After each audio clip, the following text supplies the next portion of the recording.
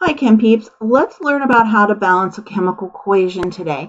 There is a list of steps to kind of go through. The first step is to list the number of atoms under each side of the equation.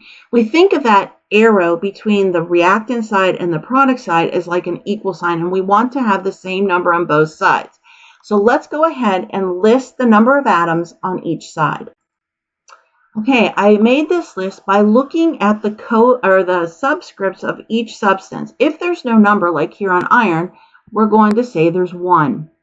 When I have, like for hydrogen here, a 2, I'm going to list it as 2. All right, and think of this as like an equal sign between both sides.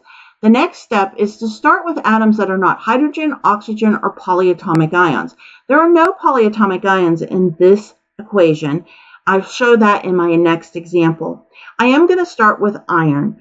On the left, we have 1 iron, and on the right, we have 3. So to balance this equation, the only way I can change the total is to put a coefficient in front of the substance. So now 3 times this 1 iron changes my total to 3. The next thing I'm going to go to is my hydrogen. I have 2 on the left and 2 on the right, so I don't need to do anything.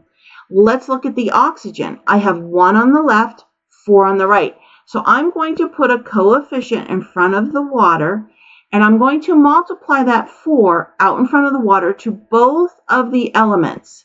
So both of these are going to change. The hydrogen is now going to change to a 8.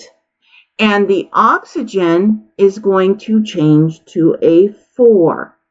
So now I need to go back and deal with my hydrogens because they were once balanced, they are not now. So coming over here in front of the hydrogen, I'm going to put a 4. 4 times 2 will change this total to now an 8.